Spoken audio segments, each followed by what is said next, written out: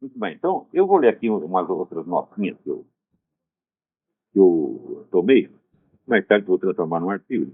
Poucos fenômenos humanos se encontram tão precisamente descritos na ciência quanto o das personalidades psicopatas. Os critérios para reconhecê-los são definidos e claros, o que não quer dizer que sejam de aplicação fácil e imediata, não. O grau de certeza na previsão da sua conduta é bem alto, a possibilidade de curá-las é praticamente nula. Praticamente nula, não, nula mesmo. Uma vez reconhecido o quadro, sabe-se que o psicopata vai matar, roubar, trapacear ou, nos casos mais brandos, manipular as pessoas que o amam e transformar suas vidas no inferno.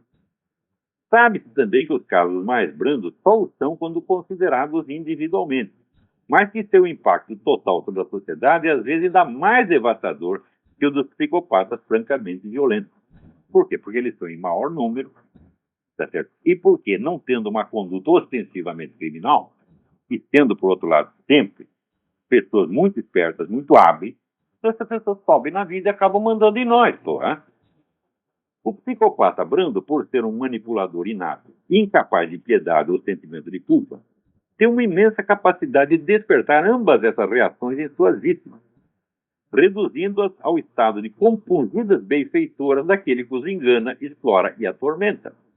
Então, a pessoa normal, ela sente culpa, e quando acusada, se ela reconhecer um pingo de veracidade no que você disse, mesmo que esteja, a coisa venha deformada pela malícia, a pessoa se sente, né, constrangida. Se acusa de um negócio que você fez, e que às vezes você nem lembra, você sente, né? Então, às vezes até culpas coletivas.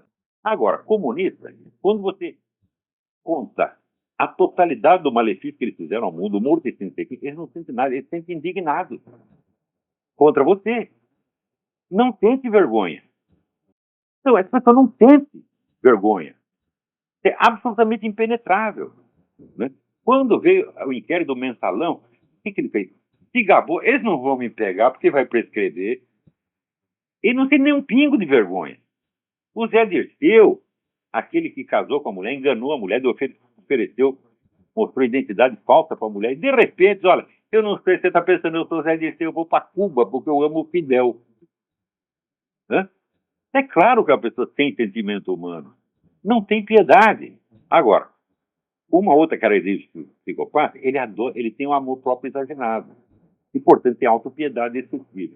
Você já viu o Lula chorar por causa do morticínio anual de 50 mil brasileiros? Não.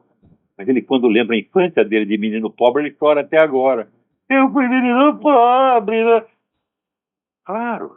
E é um comportamento histeriforme que é característico do psicopata. Quer dizer, não é histeria comum, é histeria psicopática, que é de um pouco diferente. Né? Quer dizer, ele não tem o sentimento humano normal, mas ele tem o sentimento provocado, dizer, pela distorção imaginária que ele faz da sua própria vida. Quer dizer, os sofrimentos dele são, por definição, importantes, os dos outros não são. Então, eles têm a capacidade, justamente porque eles não têm o sentimento de compaixão e de culpa. Então, esse sentimento, para eles, é apenas um raciocínio, apenas um elemento intelectual, não afetivo. Então, eles têm um domínio disso, e eles sabem como despertar nas pessoas. Né? Eles sabem, por exemplo, qual é a coisa que você tem vergonha. Né? Não eu. É difícil pegar nessa coisa, por quê? Em primeiro lugar, porque eu confesso todos os dias as minhas culpas reais para Deus. Se você me acusado de uma coisa que eu não fiz, mesmo que pareça com o que eu fiz, eu te mando tomar no cu na mesma hora. E se é acusado do que eu fiz, eu digo, fiz. Por exemplo, o seu poeta é ateu, ele diz, então Olavo de Carvalho é um bosta. Você tem toda a razão. Eu já disse 50 vezes aqui que eu sou um bosta, meu filho. Qual é a novidade? Né? Isso aqui é negócio, sou, mas que não é. Né? Então, agora, filho da puta, eu não sou. Eu conheço bem a senhora, minha mãe. Agora, a sua eu não conheço. Você tem certeza que você conhece bem a sua? Hã? Onde ela andou? Sei não, hein? Então, sou um bosta, mas não sou filho da puta. Só no sentido genérico de filho da puta. Antes de ser um cara de filho da puta, tem desdouro para a sua progenitora. Quer dizer, você é um filho da puta não por causa de algo que sua mãe tenha feito. Você é um filho da puta intrínseco, ainda que sua mãe seja uma santa. Se for nesse sentido, eu até posso concordar com você. Então, vamos lá. Então, tem, por isso, boas chances de subir no mundo da política dos negócios, principalmente nas épocas de crise moral, em que todos os valores se tornam confusos E a capacidade geral de perceber a deformidade psíquica se debilita ao ponto de que começa a parecer normal depositar os destinos da sociedade justamente nas mãos dos psicopatas mais descarados e atrevidos. Né? Então, normalmente o ser humano sabe distinguir quem é bom, quem é mau, quem gosta dele, quem não gosta. Mas numa época de confusão moral, tudo isso nubla, então você começa, é a reação do Conde Pavlov, quer dizer, quando o número de contradições se acumula ao ponto de você ficar confuso, Conde Pavlov era isso, ele fazia muita simulação contraditória, de repente o reflexo dele invertia. Então o que faz? Ele começa a lamber a mão do técnico do laboratório, que ele odiava, e começa a atacar o dono que ele amava. Então é o tal negócio. Nós votamos muito em pessoas capazes, agora vamos votar no incompetente para ver se funciona. Né? Então, pessoas que nós conhecíamos não funcionavam, vamos votar no desconhecido total. Então, o sentimento espontâneo de culpa, arraigado no de piedade e empatia para com os sofrimentos alheios, é a condição básica de toda a vida moral e, portanto, da convivência em sociedade. Uma pessoa saudável aceita esses sentimentos como premissa geral da sua orientação na existência, tentando articulá-lo com os conhecimentos disponíveis e as regras habituais do seu grupo social. Em condições de pressão extrema, que ultrapassam a capacidade individual de articular as tensões interiores, o sentimento de culpa pode se tornar intolerável e então ser reprimido numa reação de autodefesa psíquica até desaparecer do horizonte de consciência. Esse é um dos mecanismos muito mais comuns das neuroses. Neurose tem nada a ver com psicopatia. Neuroses que podem ser tratadas mediante a retomada de consciência do conflito e a rearticulação inteligente das tensões. Nos casos extremos, o conflito é sepultado tão profundamente no inconsciente que toda tentativa de trazê-lo à tona fracassa e o paciente arrisca mergulhar no estado de psicose, principalmente quando alguma deficiência neurofisiológica inata ou adquirida de predispõe a isso.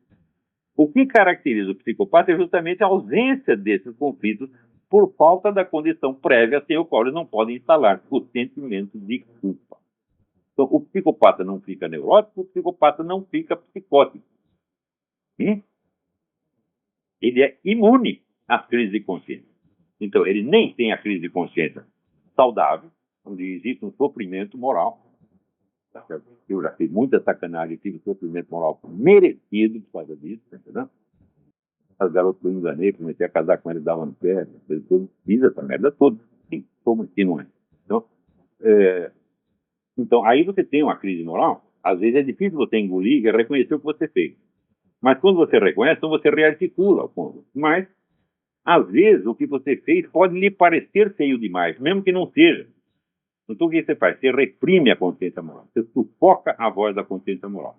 Isso, segundo o grande psicanalista Igor Caruso, isso é um dos principais mecanismos criadores da neurose. E a neurose, quando passa a certo ponto, pode virar psicose. Mas o psicopata, meu filho, ele não tem neurose, não tem psicose, por exemplo, porque ele não tem conflito de consciência, porque ele só tem consciência cognitiva. Não tem consciência moral, porque a consciência moral é baseada no sentimento espontâneo de piedade e de culpa.